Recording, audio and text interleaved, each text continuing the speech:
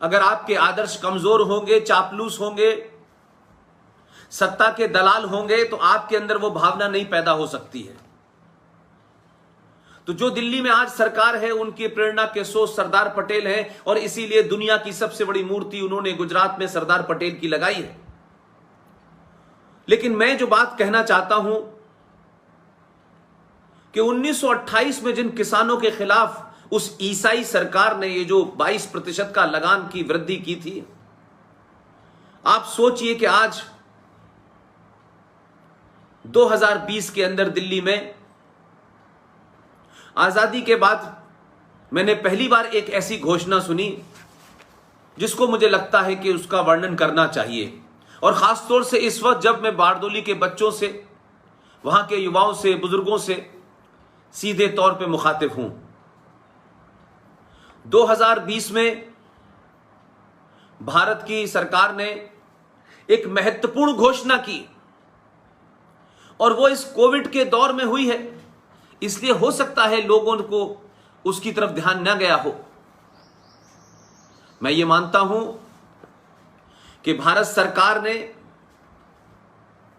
आवश्यक वस्तु अधिनियम 1955 यानी 1955 के उस अधिनियम में, उस कानून में एक अध्यादेश के जरिए एक बड़ा अमेंडमेंट किया, एक बदलाव किया। हमारे यहां ऐसी बातों पे चर्चा करने से लोग शर्माते हैं, और ऐसी चर्चा करने से लोग इसलिए भी डरते हैं कि लोगों ये ना आरोप लगा दें कि साहब ये तो सरकार के लोग हैं। मेरा किरदार, मेरी भाषा, मेरे भाषण के कंटेंट से पिछले 3 साल में यह लग गया होगा कि मेरे पूरे बातचीत के उसमें सरकार कभी मोहरा नहीं रही। मेरी बातचीत में राष्ट्र महत्वपूर्ण रहता है, इसलिए सरकार क्या करती है नहीं करती है मैं उसके नुक्ताचीनी नहीं करता। लेकिन कोई ऐतिहासिक काम, चाहे वो 370 का मामला हो, 35A का मामला हो, मैं हमेशा उन मुद्दों पे ज्यादा महत्व देता हूं जो हजारों साल तक चलने वाले हैं। ये रोजमर्रा के जो एडमिनिस्ट्रेटिव फैसले होते हैं, इस पे मैं नुक्ताचीनी नहीं करता। लिहाजा बहुत लोग मुझ पर यह आरोप लगाते हैं कि इस मामले पे नहीं बोला, उस मामले पे नहीं बोला। मैं कोई सरकारी आदमी नहीं हूं, ना मैं राजनीतिक व्यक्ति हूं। मैं 3 साल से लगातार कह रहा हूं कि मेरे मूल में, मेरे पूरे अगर आप उसको ढूंढेंगे तो राष्ट्र है।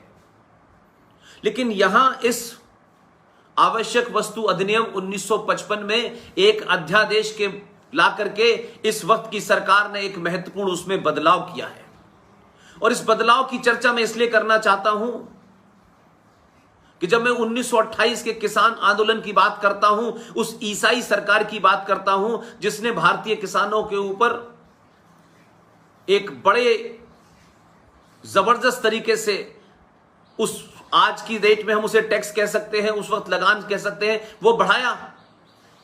लेकिन अभी चंद रोज पहले आवश्यक वस्तु अधिनियम 1955 में एक बड़ा बदलाव किया, एक अमेंडमेंट किया और एक अध्यादेश जारी किया। और यह अध्यादेश क्या है? यह अध्यादेश है कि अब अनाज, प्याज, दालें, यानी वो तमाम खेती की चीजें, खासतौर से गेहूं जो किसान पैदा करता है, उसे इस ऐसे कानून जिसके तहत पिछले 70 सालों से हमारा किसान आत्मनिर्भर नहीं बन पा रहा था। हमारी हर सरकार आती है, हर पॉलिटिकल पार्टी किसानों की बात करती है कि यह देश किसानों का देश है, गरीब का देश है। लेकिन पिछले 70 सालों में जो भी नीतियां बनी, उसमें किसानों को कभी भी उस मूल में नहीं रखा गया, उस अर्थव्यवस्था में नहीं रखा गया। कोई भी आदमी 10 रुपए की चीज बनाए और उसे 50 रुपए की चीज बेचे, ये सरकार नहीं पूछती थी। लेकिन किसान अपनी उपज का दाम कैसे तय करें, ये सरकार तय करती थी। और फिर लोग कहते थे कि किसान गरीब है। इस सरकार ने 1955 के आवश्यक वस्तु अधिनियम के अंदर बदलाव किया, और उस आदेश के तहत अब उसको यह कहा गया है कि भारत का किसान अनाज और दालें जैसी चीजों के दाम खुद तय करेगा बाजार में और सीधे बेचेगा। अब उन वस्तुओं को इस आवश्यक वस्तु अधिनियम 1955 से बाहर कर दिया गया है। तो आज किसान को, जो किसान टमाटर उगाता था, प्याज उगाता था और उसकी लागत के बाद उसकी कीमत बैठती थी 25 रुपए, लेकिन बिचौलियों के दबाव में, मंडी के दबाव में वो किसान अपनी प्याज को 2 रुपए किलो बेचने पे मजबूर होता था। तो इस तरीके से हमने देखा देश भर में हजारों किसानों ने, जिस पे 25 रुपए लागत लगी हो, वो किसान 2 रुपए किलो प्याज बेचेगा, फिर मंडी में लेके जाएगा, तो उसको तो अपनी जेब से भी खर्च करना पड़ता था। लेकिन इस सरकार ने किसानों को आजाद कर दिया है और वो अब अपनी उपज का मूल्य तय करेंगे, इसलिए इसे आवश्यक वस्तु अधिनियम से बाहर कर दिया गया है।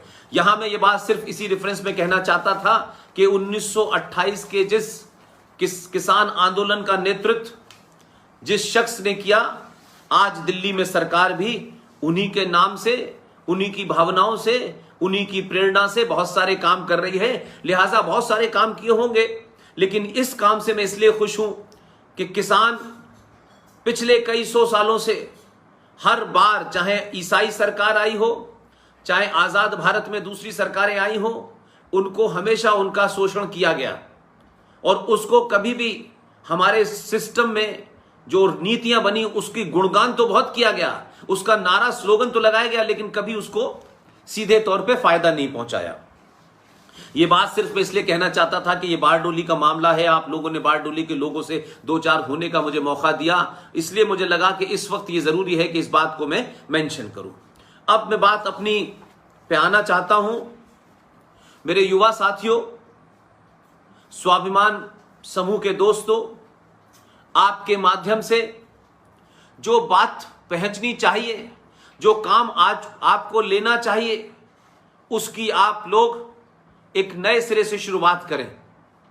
ये कोरोना आया है, ये चला जाएगा, आज नहीं कल जाएगा, लेकिन अब कुछ काम होते हैं तत्कालिक और कुछ काम होते हैं ऐतिहासिक, जिनकी लड़ाई आप जब लड़ते हैं और सफलता प्राप्त करते हैं तो आने वाले हजारों साल तक आपकी उस लड़ाई को न सिर्फ याद रखा जाता है, बल्कि उस लड़ाई से राष्ट्र निर्माण में एक बड़ी भूमिका होती है। मैं चाहता हूं कि कुछ ऐसे मुद्दे हैं जो कुछ लोग ही उठाते हैं और कुछ लोग ही टेलीविजन पर डिबेट करते हैं और वो समाप्त हो जाते हैं, लेकिन आप लोग सब जानते हैं कि हमारे एक साथी जो अब इस दुनिया में नहीं है, उन्होंने आर्टिकल 35A का मुद्दा उठाया था और मैंने उस मुद्दे को पूरे देश भर में अपनी भाषा से, अपने भाषणों से, जगह जगह डिबेट करके, जगह जगह लोगों के साथ बातचीत करके उसे एक जन आंदोलन बनाने की कोशिश की थी। और जब मैंने ये शुरू किया था तो बहुत लोगों ने कहा कैसी बात कर रहे हैं, ये मुमकिन ही नहीं है, ये देश जो है सोया हुआ है, युवाओं को इसमें कोई मतलब ही नहीं है, युवा जो है बहुत ही भौतिकतावादी है, वो किसी ऐसे मुद्दे पे आपके साथ नहीं आएगा।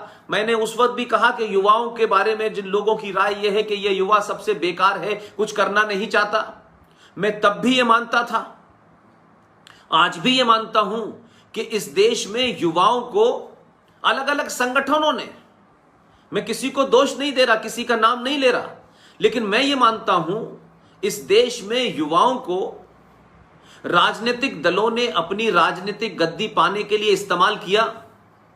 सत्ता से पहले कुछ नारे लगाए, सत्ता में आने के बाद नारे बदल गए। लेकिन मैं ये कहता हूं कि आज के युवा को, वो किसको वोट दें, किसको वोट नहीं दें, किस पार्टी में जाएं, मुझे उसमें कोई इंटरेस्ट नहीं है, लेकिन मैं ये मानता हूं कि आज के युवा को सच बताइए, उसे भावनात्मक तौर पे इमोशनल करके मूर्ख मत बनाइए। अपने एजेंडे को साधने के लिए उस युवा के कंधों पे बुढ़ापे की लाठी को मजबूत मत कीजिए। सत्ता के गलियारे तक पहुंचने के लिए उस युवा की पीठ का इस्तेमाल मत कीजिए। और युवाओं को भी यह समझ आना चाहिए कि हमें राष्ट्र बनाना है या राज्य की सरकारें बनानी है। सरकारें बनती हैं, बिगड़ती हैं, उसमें आपकी एक भूमिका इतनी हो सकती है, लेकिन आप राष्ट्र के निर्माण में लगिए। और जब आप राष्ट्र के निर्माण में लगेंगे तो यह बात ध्यान रखिएगा कि आपको सच बोलना पड़ेगा, मैं इस संगठन का हूं, मैं उस संगठन का हूं, और हम इस संगठन से बहुत ज्यादा समय से जुड़े हुए हैं, और ये राष्ट्रवादी संगठन है और ये गैर राष्ट्रवादी संगठन है। संगठन संगठन होता है, वो आपकी मर्जी है। लेकिन सच बातों को सच कहने की हिम्मत रखिए, और ध्यान रखिए, सच को समझने में समय लगता है।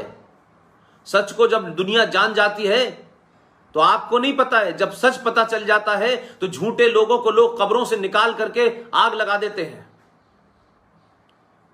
इसलिए मैंने कहा, मुजफ्फरनगर के पास ऐसे ही एक मुगल बादशाह की कब्र थी।